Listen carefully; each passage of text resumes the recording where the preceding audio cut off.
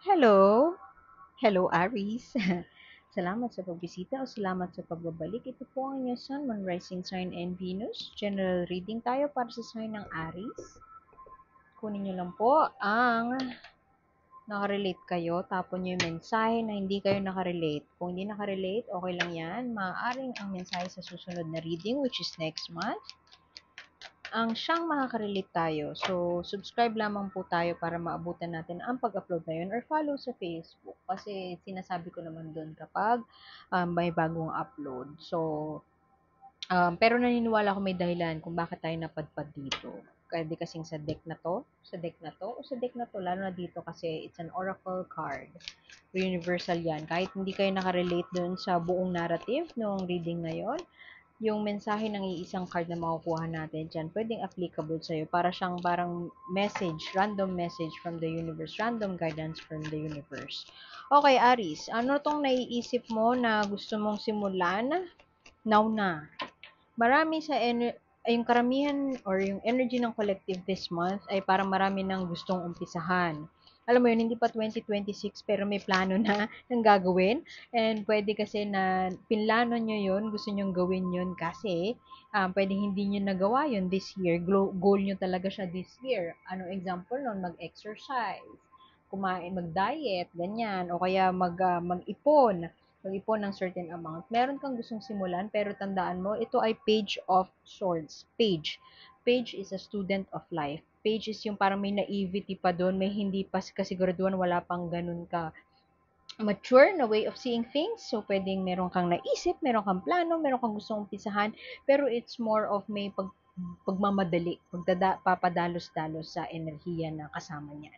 So, yan ang core energy mo, Aries. Hindi ako nagulat dahil ikaw ay Aries, confident, um, risk taker, goal getter, yan si Aries.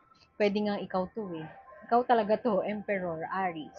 I don't know, Aries, pero pwedeng yung iba sa inyo ay na broken heart. Excuse me po sa mga ingay na maririnig nyo sa paligid.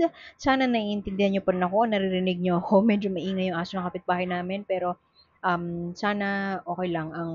Hindi, wala akong, it's out of my control.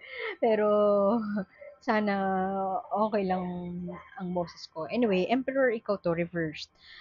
For some reason, pwedeng may nanakit. Kung ikaw ay crosswatcher, ex mo si Aris, sinaktan mo si Aris.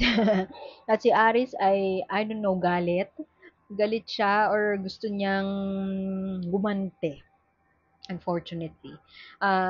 Aris, ingat ka kasi this is an energy lalo na reverse. You want to put gusto mo ilagay yung bata sa kamay mo. You want to put the matters to your own hands. Ito ang gusto kong mangyari, ito ang deserve ko, nasaktan ako, kasi ito ay heartbreak, pero reverse mo naman nakuha, pwede naman kasi nakatatapos lang ng heartache na yon. For some reason, pwede may push and pull ka na parang, hindi, okay lang yan, mag-move on na tayo, pero at the same time, as an afterthought, parang wait lang, nasaktan ako doon, sinaktan ako nitong taong to, gusto kong pagselosin, gusto kong gumante, you are staying for the wrong reasons. Pwedeng ganun. Yung iba sa inyo na naloko ng partner at dahil naloko ka, parang gusto mong gumanti, gusto mong ilagay ang batas nga sa iyong kamay, gusto mong ilagay ang batas sa kamay. Ito ay pagtatalo. Maaaring ikaw ay nakikipagtalo, hindi ko alam kung love situation to. So far, 8 of Cups pa lang ang cups dito. Ito pa lang yung sign of romance. So, whatever this relationship is, pwede itong relationship sa iyong employer, relationship sa katrabaho, pwedeng relationship sa partner. So, kung ano man ang pinanghuhugutan mo na galing na pumunta ka dito, ang ikukwento ko ngayon ay yung energy surrounding that. Merong pagtatalo, merong isa na controlling. And for some reason, feeling ko ikaw yun, Aries. Kung hindi ikaw yun, pwedeng yung partner mo. This is what should be done. Ito ang kailangan mangyari. Gagawin ko ang gusto ko. Nasaktan ako, there could be an addiction in this relationship. Temperance in reverse and devil, codependence, parang I cannot live without you. Parang hindi ko gusto na sinaktan mo ako, unfair ang lahat, gaganti ako, gagawin ko ang lahat para makamit ko ang hustisya. Yan ang energy na nakikita ko dito. And imbes na makipag-break ka dahil sinaktan ka, magsistay ka pa, galing mo ano, excuse me. Pero cards don't lie. Alam mo yun, nasaktan ka na, pero alam mo na magaling ka, matalino ka, malakas ka. I'm a strong, independent woman, pero gaganti. Alam mo yun, doesn't add up, Aries. I hate to say it, pero it doesn't add up. Merong pagtatalo dito. Merong isang nabubwisit na doon sa controlling behavior ng isa. Pwede naman na hindi pa nabubwisit, pero controlling yung behavior ng isa. At ito ang nagkukos ng arguments. Ten of Wands in reverse. Um, Alam mo yun, the damage has been done, pero instead to lay the burden down, magkaroon ng kapatawaran, o kaya mag-move on na, meron pang kept energy of inis, of galit, of remorse. Pwede din resentment yan, kasi Eight of Cups reverse, parang alam mo na mangyayari to, alam mo na hindi maganda yung trato sa'yo, pero eto ka, nang gigit-ngit at parang nagpaplano ng something na may pinanghahawakan kang isang bagay na parang hindi mo ma-let go.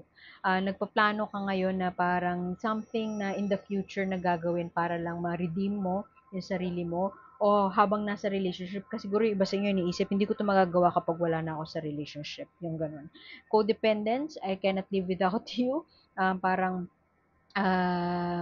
gusto mo, katabi mo lang yung jowa mo, yung gano'n.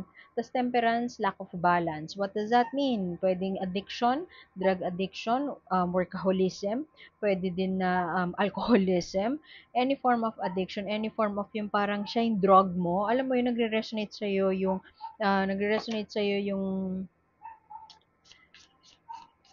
yung phrase na parang love is like a drug, ganyan. Parang, I cannot function well without you, ganun. Hindi ako aalis dito. Kahit saktan mo ako, hindi ako aalis. Dito lang ako. Bordering kamartiran, alam mo yun, pero alam mo na ang dami mo nang naipundar, so bakit ka aalis? Or parang ikaw yung may karapatan, halimbawa sa bahay, ikaw ang nagpundar noon, so parang ba't ako aalis sa sarili kong pamumuhay? Yung ganon, may pride, may tapang. May tapang si Aris, which is it's a fact. Matapang si Aris at ipaglalaban niya kung ano yung tingin niyang kanya. Yun nga lang nga, yung partner mo, yung jowa mo, o kung sino man itong kaaway mo, kinaiinisan mo, kinabubisitan mo, they wouldn't give a budge. Pwede kasi na hindi ka kinakausap, no communication. Dahil no communication, lalo ka nabubwisit. Pwedeng yung iba sa inyo nasa narcissistic kind of relationship. Ano yung narcissistic kind of relationship? Yung isa, mimimi lang, sarili lang ang iniisip, at yung isa naman, parang bigay naman ng bigay. So, parang nagiging ano siya, nagmamatch kayo in a sense that yung isa ay kahit gaano pa siya ka-controlling or manipulative, yung isa nagta-thrive dun. Parang ginaganahan siya na ganun yung partner niya, na ginaganahan siya na nagsasubmit siya. Yung ganun. Yung isa ginaganahan sa pagiging bossy, pero yung isa naman ginaganahan sa pagsunod. So, match. Pero yun nga lang nga, hindi siya healthy. Hindi siya healthy at napapaisip ka na aalis na ba ako dito? Alam mo yun, narcissists din yung ila-love bomb ka. One day parang you're the queen sa kanilang mata, pero next day lolokohin ka. Yung mga ganun. Sarili lang naiisip, i-gaslight ka nila, sabihin nila, halimbawa, nahuli mo sila may text sa iba, sasabihin sa'yo, sa isip mo lang yan, parang hindi totoo yan, kaibigan ko lang yun, parang ano ba yung mga iniisip mo, ano ba yung mga ano. Pwedeng yung iba sa inyo dahil yung partner or yung kaaway ay addicted o pwede din na nalulong, not necessarily sa droga, pwedeng nalulong sa gambling, nalulong sa trabaho, actually pwede din ganun eh. At parang naghihintay ka ng return of investment, tas ang tagal dumating. Pwede din naman na nag-invest ka sa isang bagay na, pwedeng energy yung investment na yan eh. Nag-invest ka sa isang bagay na parang winaldas yung investment mo. So parang, I'm so sick and tired of this. Pwedeng yung iba sa inyo ay magpapahinga, mag-ask for a cool off kasi parang magdidistansya muna sa isa't isa, hihingi ng parang yon distance, hihingi muna ng space kasi pwedeng um, n- n- na ano na parang na over ano na nag-overthink na napapagod na hindi dun sa relationship per se, pero napapagod na dun sa thought na paulit-ulit na sinasaktan or napapagod na dun sa thought na ng pagtiyatiyaga, ng pagtitimpi, ng hindi pag-alis, ng pag-stay, ng paglaban sa relasyon. Merong isa sa inyo lumalaban sa relasyon, pero yung pwede din kasi may expectation na magbago yung isa. Pero alam mo yun, for some reason, tadyang akma kayo sa maraming bagay. Compatible kayo, let's say, pares kayo ng interests, pares kayo mahilig mamundok, pwedeng ganun, pwedeng pares kayo mahilig sa adventure, sa travel, meron kayong common interests. At doon nagsa-thrive yung relationship. Kung sa work ito, yun nga, parang okay kayo as collaborative partners, pero merong isang demanding, tas merong isang submissive. Tapos, hindi na siya, minsan nagtatalo na kayo or madalas nagtatalo kayo na minsan bordering, parang excessive na. Hindi na siya nakakatulong. So, halimbawa, may paplanuhin yung isa, hindi i-involve yung isa, o kaya naman ay magso-solo trip yung isa, tas magagalit yung isa. Alam mo yun, pero the intimacy is so good na nakocompensate nun yung mga pag-aaway nyo. Which makes it that codependent relationship. Yun ang example ng codependent relationship. So, pwede din naman yung iba sa inyo, you could be dealing with a Capricorn, overwork, masipag sa trabaho, trabaho lang ng trabaho, nag-iipon ng marami, pero na medyo hindi ma-reach ang investment goals dahil, or ipon goals dahil merong certain addiction na, I don't know, collection. Pwedeng collection din yung addiction na yun eh. Collection o kaya gaming, yun. At hindi ganun kabalanse. Pwede din naman na social media addiction, pwedeng ganun. At for some reason, pwede din naman yung iba sa inyo, very, very extreme to, pero naisip ko lang bigla.